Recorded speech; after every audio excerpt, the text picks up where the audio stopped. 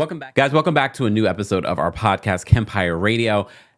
First of all, if you have not seen the visual version of our podcast, be sure to subscribe to our Kempire Radio YouTube channel. Just in case you're missing out, there's quite a few of you that follow us on the Kempire channel. Well, almost 300,000 of you, and you're not following us up on this channel. Not only is our podcast channel, it's also our backup channel. God forbid anything was to happen on the Kempire channel. All right. So be sure to subscribe to the Kempire Radio YouTube as well. And if you're listening to this, be sure to rate and review the Kempire Radio podcast on your favorite podcast platform. Give us 5 stars. I'm not asking for anything less. 5 stars. And don't forget to tell a friend about the Kempire Radio podcast. This is where it all began. All right. So first off, I just want to say prayers to those of you that have friends, family, and of course, the residents of Maui. You may have seen the headlines this week that they had devastating wildfires in Maui. And I just wanted to, first of all, talk about this. And of course, I will be posting ways that you can assist financially or, any way that you can assist by sharing and spreading the word. I'm going to share that information in the description of this episode or in the description of the video version of this episode. I did want to read this from Jason Momoa. As you know, Jason Momoa is a native from Hawaii, and he said this. He, on his Instagram, with a post that says, "Do not travel to Maui." All right. And it's showing you video footage of some of what is going on in Maui right now. And he says this: Maui is not the place to have your vacation right now. Do not travel to Maui. Do not convince yourself that your presence is needed on an island that is suffering this deeply. Mahalo to everyone who has donated and shown aloha to the community in this time of need. Please check our Instagram stories for updates and follow. And he lists the different organizations. Again, you can find this on Jason Momoa's Instagram, which is the Pride of Gypsies Instagram account. He does go on to say that the Aina, and I apologize in advance for my pronunciation, the Aina Mamona is standing up this fundraiser to support our Maui community. All the funds raised will be given to the Hawaiian Community Foundation Maui County Strong Fund. And he posts a link there. Again, I will post all of this in the description of this episode. But I did want to talk a little bit about this. I also saw video footage. As you know, Oprah Winfrey she's like a part-time resident of Maui. She's been going to Maui for years now. And even B. Scott told me how beautiful Maui is. The energy of Hawaii, I should say, is just incredible. However, apparently a lot of people are deterring Americans from going to Hawaii in general. I mean, look, I don't want to talk on things that I don't have full knowledge on, but basically Americans from coming there and doing what they've done to places like Mexico, just abusing the natural resources of a place, and then you just change it completely. However, I have really heard great things of people that go to Hawaii on a regular basis. I have not ever gone to Hawaii. I would love to go to Hawaii one day. But this is just really sad to see literally the before and after pictures of what is happening in this particular part of Maui. It's just really devastating and sad. And there are quite a few people that have lost their homes and lost their lives. So prayers to anyone affected by what's happening over in Maui. So this week, I'm not going to talk too much about what's going on with Lizzo. Since our last video, there have been more claims of people that have worked with Lizzo. One particular artist by the name of El Baez posted on her TikTok a 2-part story talking about how she auditioned to be on the show Watch Out for the Big Girls, and she decided not to be a part of it based off the contracts, how restrictive the contract is. And she says that in part of auditioning for the show, she submitted 2 music videos that she did. And subsequently, she's alleging that Lizzo stole them. And she points out the actual examples of ideas that she feel was stolen from her. But she's not the only one that have had claims. According to the attorneys that are representing the 3 former dancers that are suing Lizzo, they're saying that they have received more allegations, and some allegations seem to be actionable. We shall see if there are more people or whether or not Lizzo will have Marty Singer make this all disappear. But what cannot disappear is countless stories. And it's sad. Look, I'm just going to continue to watch what's happening here. But when you're getting multiple allegations, and I think a lot of people are using this moment because you didn't like Lizzo before, and probably because she dares to be a full-figured woman and celebrates that and is okay with that. And a lot of you were already hating on her before, so now you have a legitimate, in your mind, reason to continue to hate on her. Because I've seen so many comments when I cover this story, and when we talk about the weight shaming and how people in the comments are weight shaming her now and saying like, oh, she has nerve to be talking about someone's weight. And I'm just like, did y'all even read the court documents? And have you even watched the videos that I've done on it? Because I talk about other allegations of just a hostile work environment, of racial bias, things like that. So we're going to keep an open mind, but I will not be surprised if we see that this Lizzo situation will be settled or put under the rug. Since our last podcast episode, the Made in America festival has been canceled.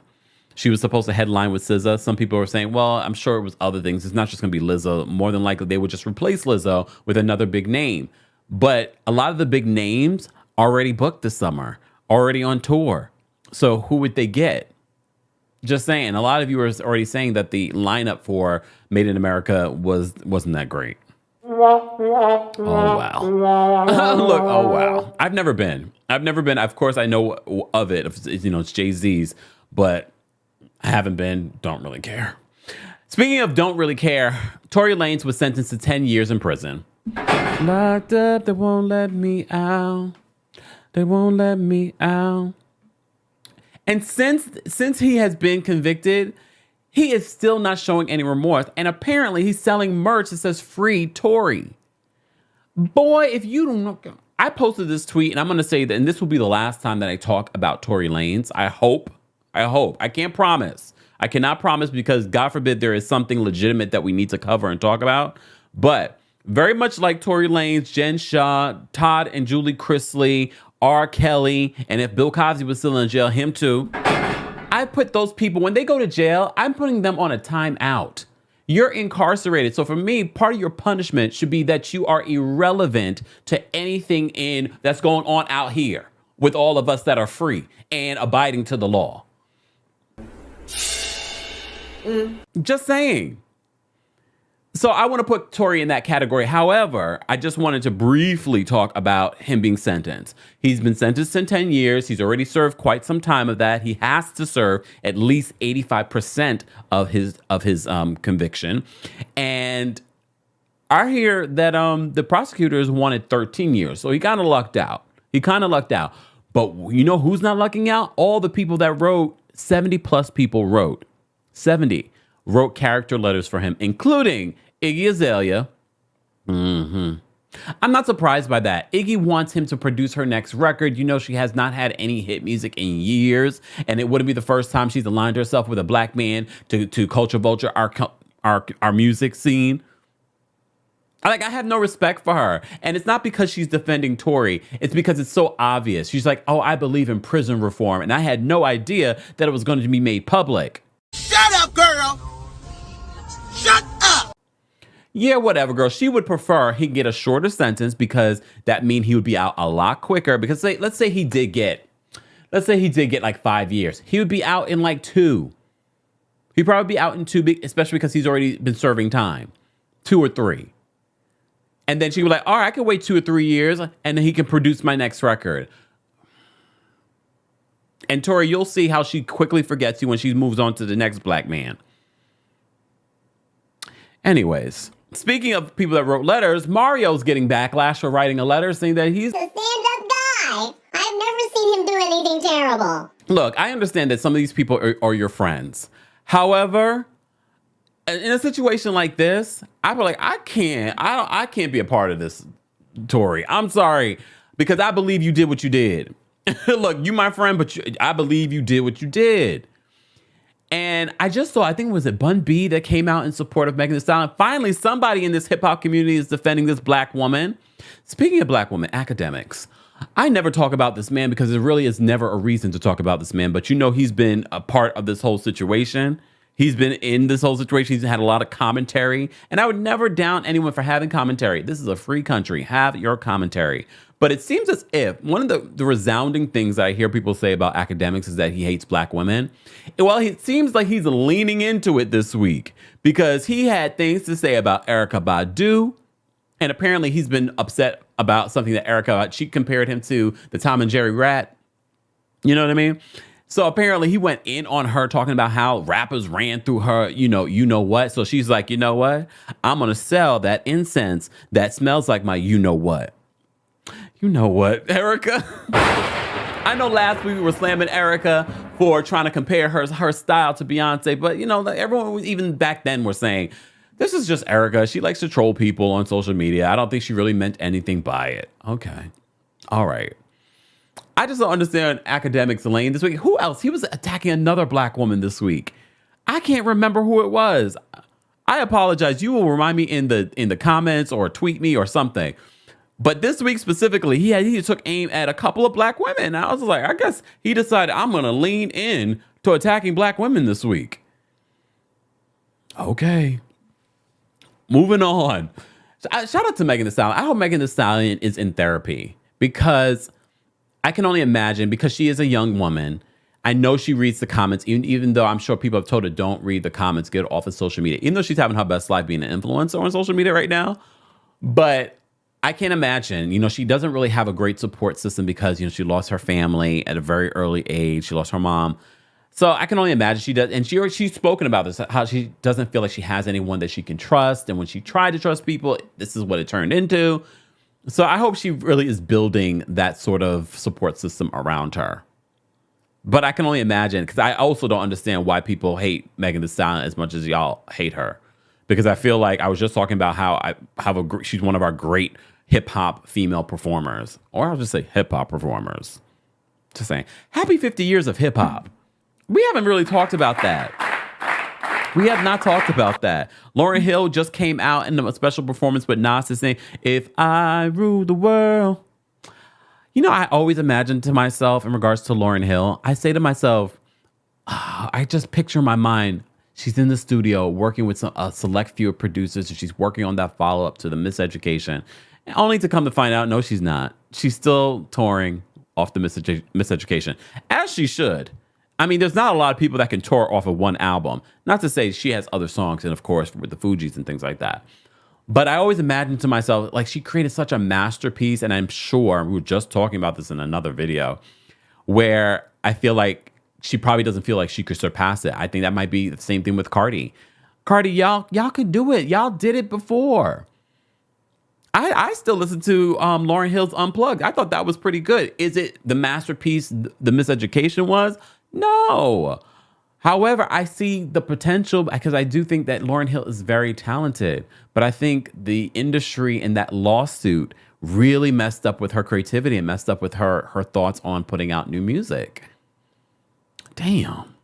Anyways, happy 50 years hip hop. They put out a list. Was it Complex? Someone put out a list. I don't know. I'm not going to get into the battle because I'm not a hip hop head like that. Of course, there are people that I love in hip hop, but I'm not a hip hop head. So I'm not getting into the battles and the debates on who should be on what list. So they released the list in regards to some of the top New York hip hop performers. Lil Kim is on there. Of course, Nicki Minaj. I think Nicki Minaj was number 7. I'm not going to debate on her number, but the fact that she's in the top 10 of New York rappers along with all these other men, I was like, go ahead, Nicki. Y'all going to call me a barb these last couple of weeks the way I've been hyping up Nicki. Y'all going to call me a barb.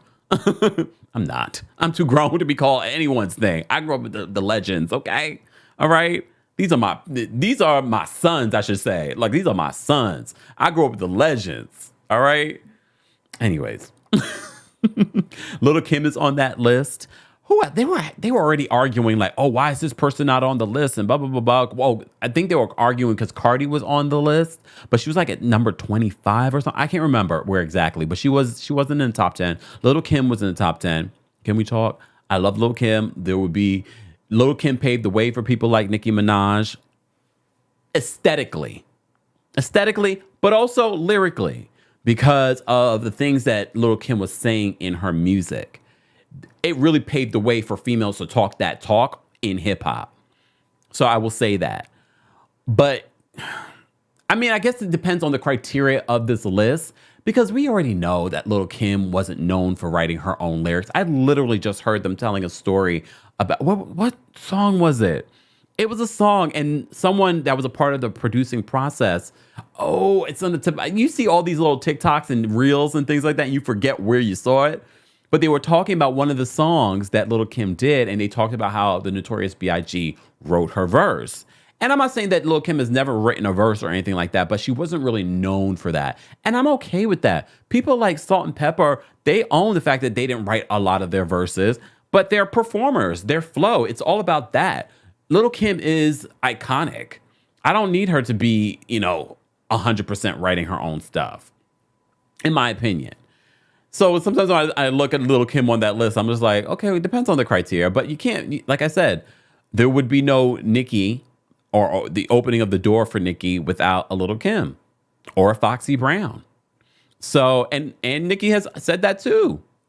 So I get why she's up there. She should be up there because it's depending on the criteria of this list. It's not just about lyrical content, who's the best, hip hop writer, but I just had that thought. That's what this podcast is about. It's about sharing my random thoughts that I don't get to talk about on the Kempire YouTube channel. All right. Was there anything music that I related? I'm still listening to Tori Kelly's new EP. I told you that last week. I'm getting back. Oh, sidebar. Let's talk about Beyonce. So Beyonce, shout out to everyone that's been getting their life with Beyonce. I saw Bobby Lights posted a video where he was crying and you guys are dragging him in the comments. I don't know the context of why he was crying on social media, talking about how much he loves Beyonce and how Beyonce's inspired him and how great she is. And some of y'all were like, she's great, but why are you doing all this crying? You still not gonna get no tickets. I don't know if he went to go see Beyonce and that's why he was having this reaction. At the time of this recording, Beyonce is doing a few nights in Atlanta.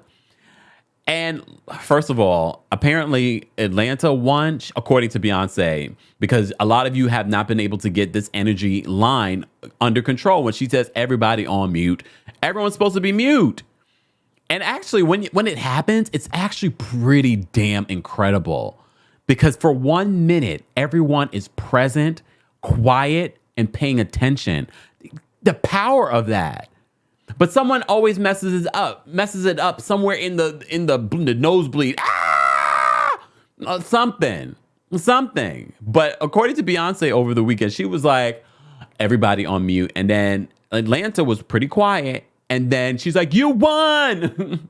And then some people were saying, no, y'all didn't. Some people said Charlotte won. Some people said Chicago won. I just don't understand why we can't get it together. New York, we should have won that one. But everyone thinks, Houston, you're up. You're up. This is her. And it's going to be around her birthday. You're up, Houston. Make sure you do the right thing. It's actually pretty incredible when it happens. It's pretty incredible. All right. So Beyonce. What else did I want to say about Beyonce?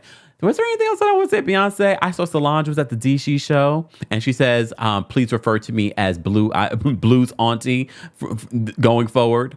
I will, because Blue is performing in this tour. I really want to know. I hope they do a documentary about this tour because I want to know how Blue got involved. I want to know, was it something that she was just like, I really want to be a performer, I really want to be a dancer? Because I remember a few years ago where that Blue had like dance recitals and things like that. So I wonder if she wants to be like a serious dancer. Is she a rapper? Is she a singer? I mean, it's a lot of pressure when your parents are Jay-Z and Beyonce, especially your mom is Beyonce. But she seems to be living up to the pressure. Good for her. I mean, you have the best mentor. You're the best mentor. Anyways, moving on. Let's get into some reality TV news. I don't know about you guys, but I've been trying to keep up with 90 Day Fiancé. We talk about that every single Tuesday on the Kempire YouTube channel. So I've been keeping up with all the iterations. But TLC, TLC is big on the reality shows. It's not their scripted stuff. So it's like, maybe it's the strike that's affecting them. We got 90 Day Fiancé the other way on. We have 90 Day Fiancé before the 90 days. We have 90 Day Fiancé Pillow Talk and all those little iterations. Then we have 90 Day Fiancé The Last Resort. I'm not watching that. I refuse. I'm protesting. Y'all will let me know if it's worth watching, but I'm protesting because it has all those people. I told you guys like 2 years ago, we're done. I don't care about Angela and Michael. I don't care about Big Ed and this other woman, Liz. Why are we even talking about them? They're not even 90 Day Fiance. And then some other people are on the show. I don't care. And I hate the fact that 90 Day Fiance the other way, which I do love, is on at the same time before the 90 days. It's too much to watch because it's not like these are hour-long shows. Oh, yeah, and 90 Day Fiance UK, which I do like because that's only an hour. Well, an hour without commercials. So it's probably longer wherever you watch it. But I watch it on Discovery Plus, and I don't have the ads. Thank God. Just saying. So, yeah. So that's what I'm watching right now. I have to get into Big Brother. And I was originally going to get into Big Brother regardless because Siri, remember Siri from The Traitors US? She won. She's also from Survivor. Well, she and her son are on Big Brother. Some of you saying she should be on Celebrity Big Brother. But no, I'm glad she's on this one because the prize is bigger. So Siri is on this one. Hey, now I'm thinking about it. If Siri and her son are on it, people are automatically try and come for them. Automatically, but Siri knows how to play a game. I need to catch up this weekend and watch these last couple of episodes. But this is not about Siri. But I'm sure Siri is probably annoyed because Luke, it was like big news over this week that Luke he said the N-word because there's video footage because you're in the Big Brother house. Everything is filmed. But when he said it, he had this giggle. And I'm not sure who he was talking to because I did not watch the episode yet, y'all. I'm not sure who he was talking to, but it sounded like he was talking to, it's not that he was saying it to a black man, but the black man was there. And he was saying it to his two white friends, but he just kind of randomly just said it. And it was like, oh, no. He was let go. He was sent. He was let go from the damn show. Okay, as he should. But the fact that it rolled off his tongue so easily, let me tell y'all, and since it's the podcast, I'm not going to divulge who said it, but someone I know that is of that hue said the N-word in front of me. And I was not happy about it.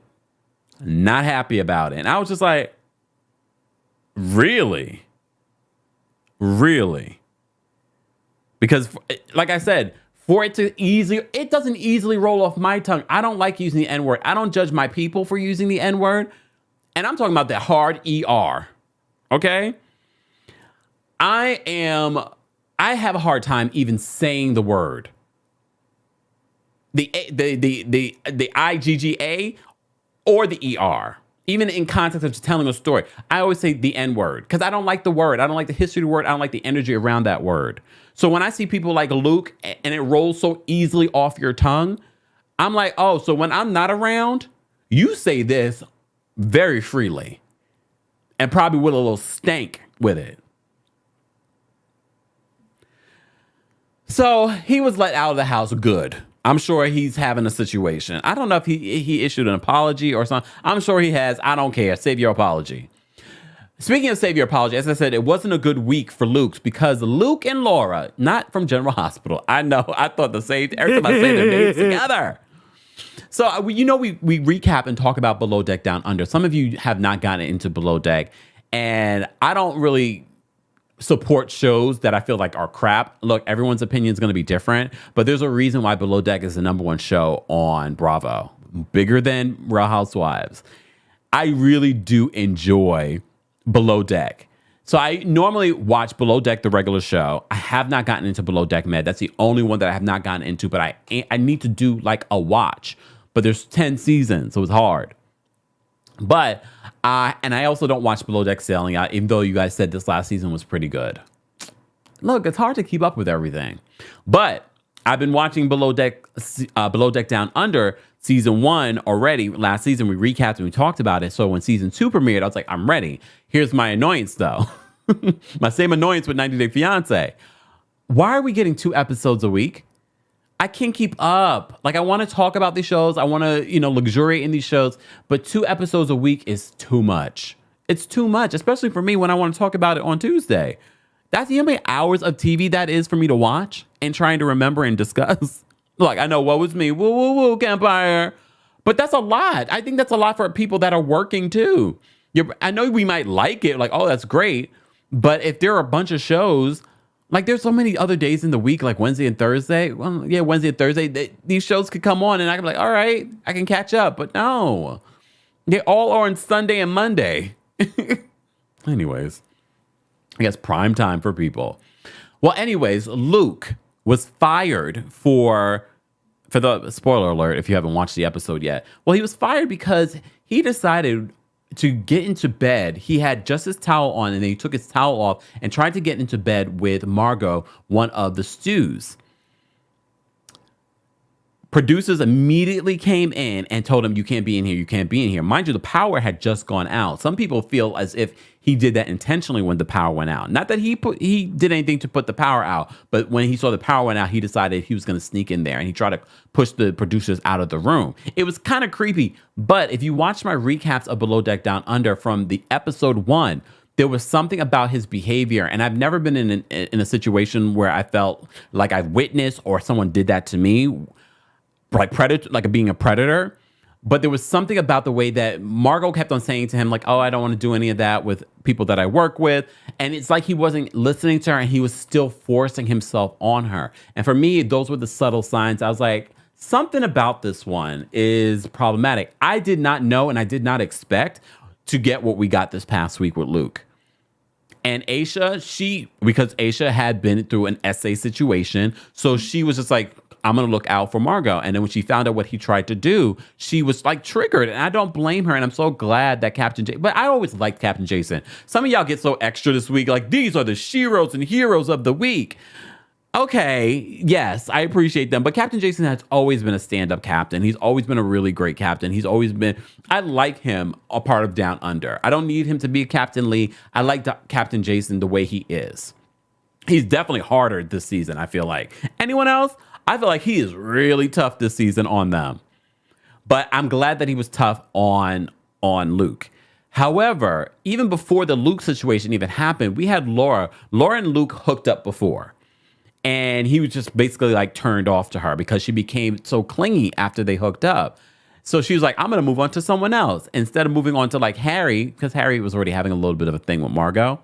Instead of moving on to Harry, he's like, I'm going to set my eyes on Adam. You know, our Brooklyn boy. I love hearing his. Anytime I hear a New York accent, if I'm not in New York, I love it because it's just like, oh, it's like home. You know what I mean? And he's also a nice kid. He's a nice kid who's just tried to, make a life for himself in this world of luxury yachting. And he's just there to work. And he told her countless times. Like for me, yes, Luke was terrible. I'm not trying to compare them, but if I had to compare Luke and Laura, I felt like Laura was worse because she was so aggressive with him. And because he's a guy and she knows that she's a woman and people view that situation very differently in our society. Because if the roles were reversed and Adam was pursuing Laura the way that she was pursuing him, oh, y'all would have told lock him up. Y'all would have said lock him up. And look, Laura was so aggressive. And the fact that Laura is on social media right now, first of all, she issued an apology where she was just like, when I filmed that, I was 29. When I turned 30, I had a great shift in my life. And you were 29, so you are grown. And her behavior towards Adam was annoying, but uncomfortable and cringy to watch. And mind you, I know a couple of weeks ago, I loved her. I was like, oh my gosh, she's a Taurus. And I was like, also, I liked her personality, but I didn't realize her personality would go from funny and quirky to aggressive and problematic and cringy. Even her social media behavior. Now she's like, she's trying to make it seem like any bad behavior is good. Like any bad news is good. Any bad press is good press. No, girl, nobody's going to care about you after this last episode. Go somewhere. What's going on with the Tauruses this week? Y'all are so disappointing. So disappointing. All these Tauruses. All right. Moving on from that, I'm glad they were fired. Goodbye. And I will continue because the rest of the season, look, y'all thought that was the height of the season. No. We saw a preview for the rest of Below Deck Down Under season. Oh, it looks good. We're going to get some replacements for those folks that were fired. The rest of the season looks juicy. I just need them to slow down with the episodes. Maybe they'll stop and we'll just get an episode a week coming here because I can't watch 2 hours of Below Deck on a Monday night. I'm trying to watch 90 Day Fiance. Just saying. I might have to switch Tuesday takeover to Wednesday way over. Look, Wednesday way over. Lord have mercy. All right, let's move on from that and talk about this reality TV strike, because we do have an update in regards to this. SAG-AFTRA have decided to support Bethany's efforts for a reality TV union and strike. That is huge. That is so big. But I understand why they would support it, because it makes sense, because they know clearly that the networks are going to lean towards unscripted television while they make these negotiations, if they even come to the table. Now, if reality TV stars strike, they are forced to make, okay, well, maybe we need to negotiate because now we're having a strike. However, and look, y'all act as if we don't understand. There will always be some young ingenue, and I might be really nice by calling them an ingenue, someone that has never been on reality TV that wants to do reality TV. And there will always be, but I'm sure the same goes for actors too. There will always be someone that that's not a part of the union that will do work, or any union, or, or non-union work. So we understand that. I also understand that a lot of you do not like Bethany, and that's part of the reason why you can't get behind this reality TV strike. And I'm not saying that you have to get behind a reality TV strike, and also you don't have to believe in a strike. You also don't have to believe in a union. Either one, I'm like, okay, let's take that out of the equation. Let's talk about proper pay, proper support, because what is being alleged in these allegations are pretty damning, even though they're not talking about racial bias in it. They seem to have left racial bias and discrimination out of this legal letter. Interesting, because I know a lot of people compare, oh, Nene's been talking about this. No. Nene was talking about racial discrimination. This legal letter is talking about everything else. So SAG-AFTRA is now supporting Bethany in this fight. Yes, a lot of housewives have been asked about, are you a part of this? Dorinda Medley just came out and says, I'm not a part of this. Bravo's been good to me. I don't have any issues with Bravo. Their issues are not my issues. And I'm okay with people saying that. Candy recently on Entertainment Tonight said the same thing. Any issues that she's ever had with Bravo, she's gone to them directly. And she's okay. She would love to get some residuals from this reality TV check. I didn't love everything that Candy said in this conversation, because, again, I felt as if she was coming from a place of privilege. I understand. She wanted to make it clear she's not a part of this, because this legal letter, they are saying not just have people that were fired or let go or now are no longer working. They said current cast members and crew members are part of this illegal letter. But Candy wanted to make it clear, I'm not one of them. You'll have to listen to the full. I did a video talking about what Candy had to say. But some of what Candy had to say, I was like, well, Candy, I don't agree with that part. I get her not being a part of it. You don't have to be a part of it. If you don't want to be a part of it and you don't have issues, I understand not being a part of it. That's not your issue. But what they're talking about in this legal letter, it's going to help people in the future. I saw Kate Chastain was shading Bethany for this as well. And again, these people are currently employed by NBC Universal. I get it. I completely get it. But I also understand that today's injustice could be tomorrow, could be your injustice tomorrow. So I want to hear them out. I don't know if what they're alleging is 100% true or 100% false. But there needs to be a conversation. There needs to be things that happen. And I also don't know if Bethany has those things in place. I don't know Bethany's intentions. I don't. But apparently she has nearly 100 people that have issues. And we can't just say all of those people are disgruntled workers. Just saying. A lot of you have said you stopped watching a lot of the Bravo shows because of the toxicity that is displayed on that show. And my thing is, if you're seeing toxicity on your television screen, it starts at the top. And that's even above Andy Cohen. We shall see. We're going to continue to follow the situation. I'm actually surprised that we are having this conversation, because the last time we had a strike, nobody was talking about the reality TV stars. And I talked about this in a separate video. I was talking about like the Real World. A lot of you got Paramount Plus because you wanted to watch the old episodes of The Real World.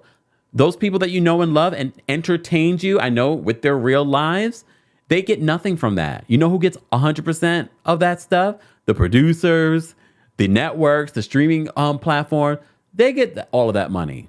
Is it a lot of money for the producers? I don't know. Because I know a lot of you actors have said some of your residual checks are terrible. You get checks for zero amounts. But I'm sure some of these folks that are in reality TV wouldn't mind a nice little check, because maybe those residuals are a lot high. That's the problem with streaming, because that to me should be against the law. Is the fact that they are not required to share how much they make and what people, well, not just how much they make, but what the numbers are, what their ratings are, what's the actual numbers. And that could be strategic for, stocks and situations and big business evaluations and things. Yeah, but we need to know. We need to know the same way. And this leads me to the other conversation. People need to be talking about how much money they make, because I know a lot of these housewives, and I've talked about this before, and just a few weeks ago, how the network, specifically NBC, Universal, and Bravo, and Andy has said this, they'd never want to talk about the housewives' salary, because if these housewives talked about their salaries, they would be able to walk in there with proper knowledge of how much people are making. They want to lowball you. And I know what some of you are thinking, well, that's negotiations. Yeah, it's underhanded negotiations. I'm sure if you had known when you applied for a job, or you went to a job and you knew how much they could really afford, you would want that. How many times have they pretty lowballed all of us? Just saying. Moving on, we got to get into some pop culture news. And when we say pop culture news, it's what's trending on social media. And this week we've had a lot trending. So before we get into the Montgomery, Alabama brawl, we got to talk about Vanna White. All right, Vanna White. So Vanna White, as you know from Wheel of Fortune, we all know that name. So, and I'm still dumbfounded that we still have Vanna White touching letters.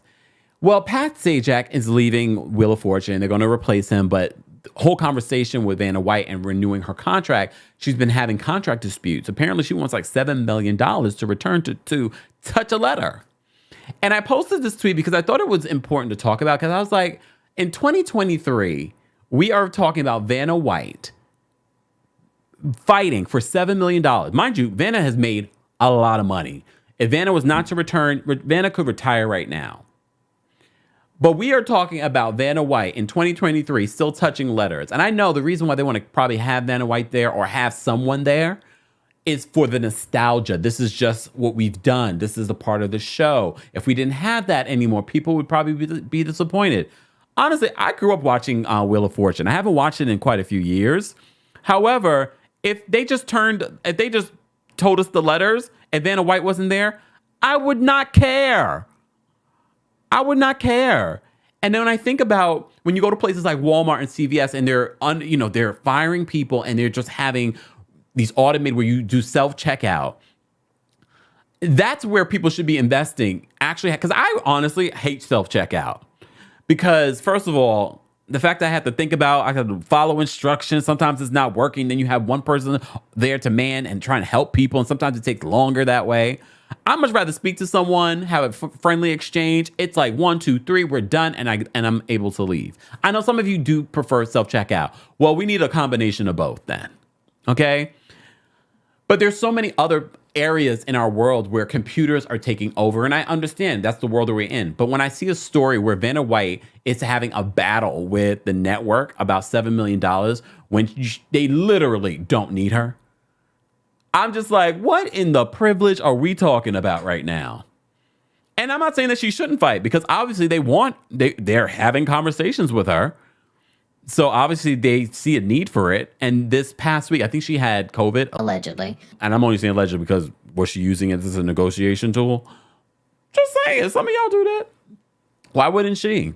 And it was during Teachers Week. And apparently they had one of the teachers do it. Oh, see, this is why you don't miss a day of work. Now you're replaced. And if it's a hit and they like how it's someone else, mind you, they didn't need to even have someone else. She's touching a screen. She's not even really hitting anything. It's someone behind the scenes probably pressing something. And if they're not behind the scenes pressing something, what in the antiquated mess is going on over at Wheel of Fortune? Do I think that Vanna White deserves $7 million to touch letters? No. I'm going to say it because nobody else is going to say it because, oh, Vanna White, the nostalgia, no. $7 million to touch a letter? You better get out of my face with this. Get out of my face with this. Let's talk about the Montgomery, Alabama brawl. We're not going to talk about the nitty gritty details. What we will talk about, locked up and won't let me out. Well, first of all, I just want to say shout out to all of you that create comedy content on social media, reliving all of you, and some of you that just are funny, just naturally funny. The tweets, the memes, all of this stuff that came out of this Montgomery brawl. Although it's a terrible situation, it is the state of America. It's just different now because we have cell phones. That these things have happened before, where people are being racist. Apparently someone, according to a witness, they said they heard these people that started the fight, the white folks that attacked this man, this co-captain, because a lot of people keep calling him a Damien. I forgot his last name. I'm sorry, Damien. But I'm going to make sure people know your title. He's a co-captain. He's not some dock worker. And there's nothing wrong with a dock worker, but you see how a narrative gets out there? So he's like a co-captain doing his job, and he's attacked by these people. Someone said they heard this group of folks use the N-word, which could turn this into a different type of situation. But from the commentary on the videos to the young man, the 16-year-old jumping in, not with Timberlands, jumping in the water like a superhero to go help this man. And then poor Reggie, free Reggie. Come on, no. Free Reggie. Because all of you guys in the memes and the videos with that damn white fold-out chair, Reggie was not playing on this day. Well, according to this new report, poor Reggie was arrested. Oh, damn. Oh, damn, Reggie. Reggie. Okay, so police said that Reggie Ray, 42. He's 42? Reggie. I'm sorry, Reggie. I'm sorry, because I've seen a photo of Reggie. Because when I see people in my age range, I'm just like, wait a minute. No, but Reggie's a hero. Free Reggie all day, every day. I'm just like, wow, 42. Police said that Reggie Ray, 42, surrendered to authorities Friday afternoon. He's charged with disorderly conduct and being held in a Montgomery municipal jail. He's still in jail. I hope by the time you guys hear this, he is out. Someone has helped him get out. What do we need to do to get Reggie out of jail? And the folding chair. Did they have to turn in the folding chair as evidence? I'm sorry, Reggie. I'm sorry. Did they have to turn that in as evidence? So efforts to reach Ray, who has drawn nationwide support and inspired many memes over the past week, have been unsuccessful. He was probably trying to get his situation together. He's a fifth person charged because the four white folks that initiated the thing were charged and arrested, and they had mugshots. He's a fifth one. Damn it. To the melee that started on Saturday evening damn, it's been like a week. Wait, has it been a week or 2 weeks? I can't keep up with time anymore, y'all. Summer is summering, okay? Even when crew members of the Harriet 2 were unable to dock the cruise boat because a private pontoon boat was in the way, a now notorious melee ensued, including punches and even a chair, all caught on multiple cell phones. First of all, the commentary from those cell phones, I don't know who this woman was. One of the videos that I was watching, she was cracking me up. I can't even lie to you guys. And you know I don't like violence or anything like that, but her commentary made the violence seem less violent. So Reggie Ray, previously identified by police as Reggie Gray, is the first person charged who was not on the pontoon boat.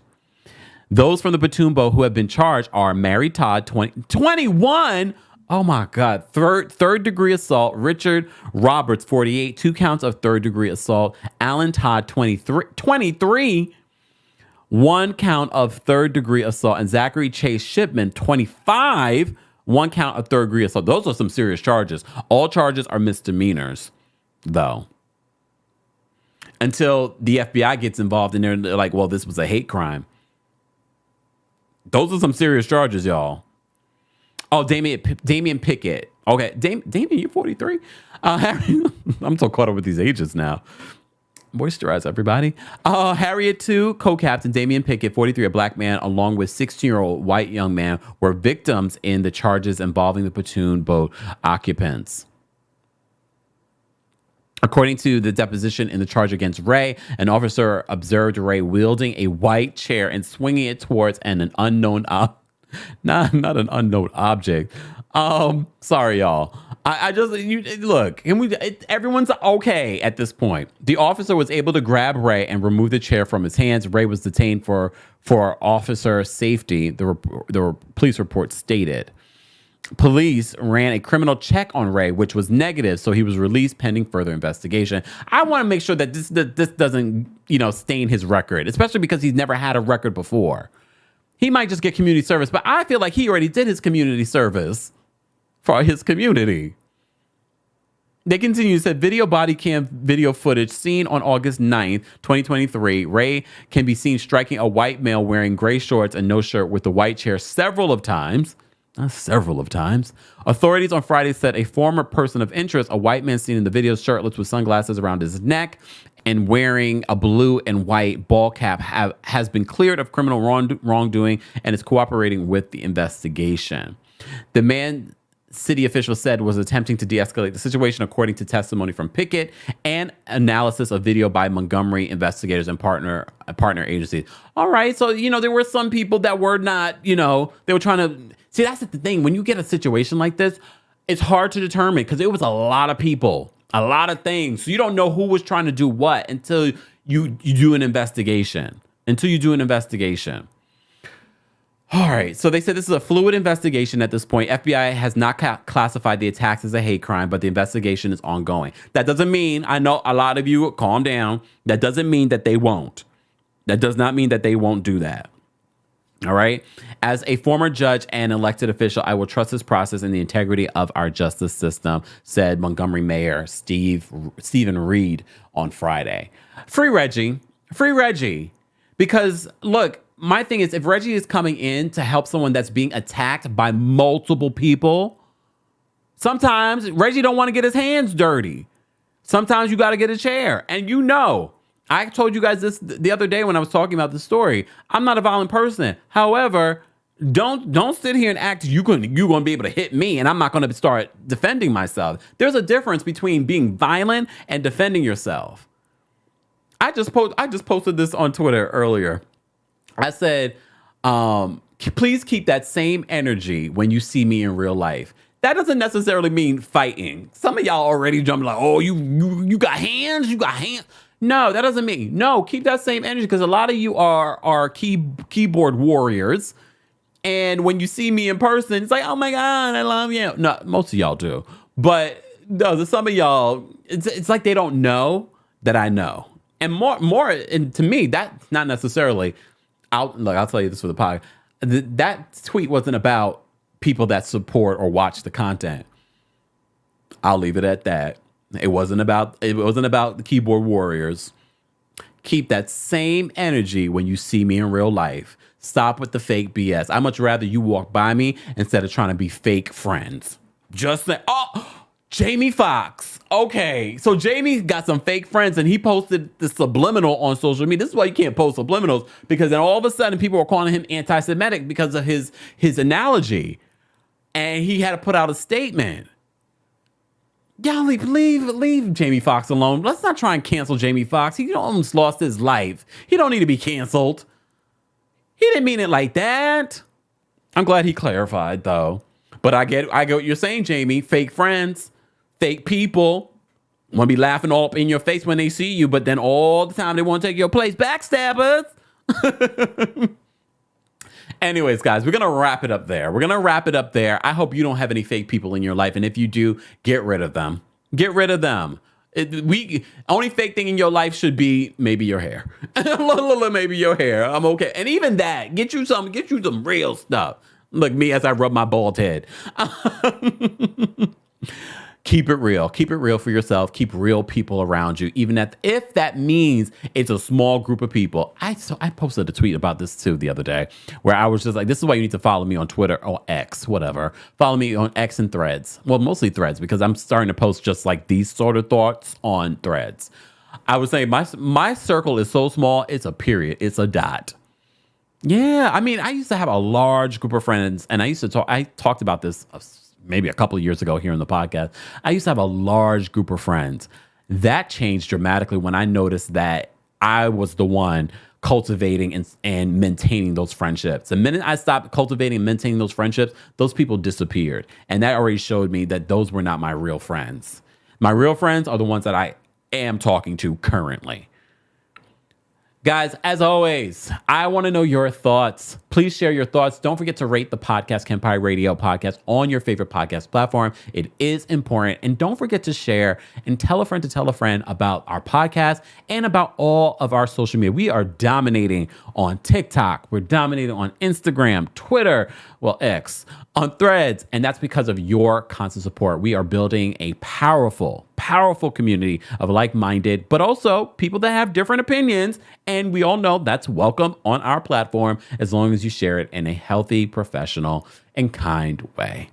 Guys, let's continue this conversation on Twitter, Discord, TikTok. I will see you guys there. And if you're watching this on YouTube, don't forget to like, comment, and subscribe to the Kempire Radio Podcast. I will see you guys in the next